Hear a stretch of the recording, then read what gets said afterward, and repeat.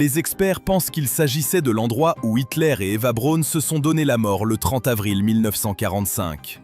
Rien n'avait l'air cérémoniel, tout semblait soudain, chaotique et définitif. La salle des communications, située quelques mètres plus loin, s'était partiellement effondrée, mais son contenu restait en grande partie accessible. Des câbles emmêlés pendaient du plafond. Des composants de radio brûlés formaient des tas le long d'un mur. Au fond de la pièce, une armoire métallique, scellée. Après ouverture forcée, elle révéla des piles de journaux de transmission morse. La plupart étaient datés du 28 au 30 avril. Et beaucoup portaient la mention « confidentiel ». Le dernier message, selon les traducteurs, glaça le sang par sa clarté. Aucun départ. Procédure finale confirmée. Pour plusieurs analystes, cela représentait un aveu ultime. Hitler n'avait jamais eu l'intention de fuir.